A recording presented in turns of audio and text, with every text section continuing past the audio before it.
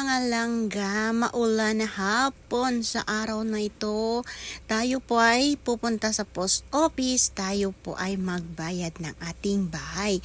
Dahil kung di tayo magbayad, wala po tayong matirhan. So, ayan si Inday kahit ulan pumunta sa post office. Dahil bayaran ng bahay ngayon. Oh, ayan. So, nakikita nyo ay umaakyat na si Inday sa pulang hagdanan para magbayad. So, ayan. Pupunta po tayo dito at kukuha po tayo ng resibo kung saan po tayo magsulat. Aba, paano tayo magbabayad kung hindi tayo magsulat? So, ayan na po si Inday. Namumblema kasi ang laki ng babayaran ng bahay. Pero no choice kasi kung hindi ako magbabayad, wala po akong matirhan dito sa Taiwan. So, ganito po ang buhay. Akala nyo mayaman ako. Pero marami akong binabayaran. Kung alam nyo lang, ayan masakit ng puso niyan kasi magbabayad ng bahay. Ayan kulang pa ata yung pera. Ayan. So, ayan pakunwari-kunwari lang yan. Pero masakit yung loob niya kasi mahalang bayad ng bahay. So, ayan, pagkatapos na po tayo magbayad ng bahay, ay bumaba na po tayo at pumidiretso po tayo sa my grocery dahil ang bibilhin po natin ay importante po talaga sa atin. So, alam nyo ba anong bibilhin ko? Hintayin nyo lang kung ano ang mabibili ko sa grocery. So, ang bibilhin ko po sa grocery ay basta mamaya, nakita nyo yung pedestrian line, kahit maliit-liit lang, may pedestrian line pa sila, napaka-respetoso talaga dito sa Taiwan. O diba, tumawid na tayo at pupunta po tayo sa grocery. Aba, wow, ang ganda, ang daming mga bilihan. Unang bungat pa lang at nakita ko na yung tinapay, pero dinaan ko lang kunwari. Diba?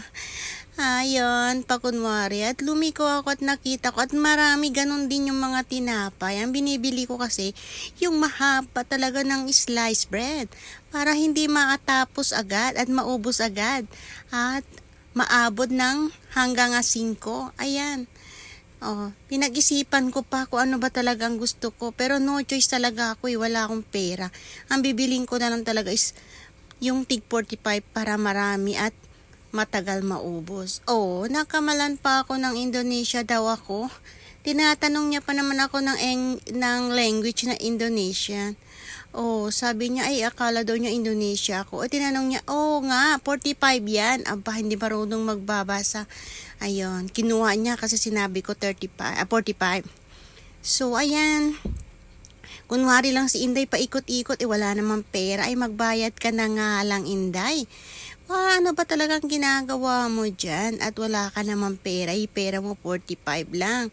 Kunwari lang paikot-ikot si Inday, agay, nakakahiya ka talaga Inday. So ayan, magpila na nga lang ako. Ayan, papunta na po tayo sa, nako, hindi pa nakita yung pila si Inday. Gusto pa mauna na naman. Ayan, nagpipila na naman ako. So ayan, nakikita nyo, ang pera ko is 50 lang. So, ang binili ko ay 45 lang yung tinapay. So, mayroon pang barya yung usi ko ay 50 mamaya. So, nakita nyo, nagpipila si Inday. Ayan, nagbayad na. Diba? Nagsabi ang cashier ay 45 daw. May barya pa daw akong ukway. Sorry lang po, hindi marunong mag-Chinese. Ayan. So, nag-thank you na din po ako. Thank you na daw. Okay?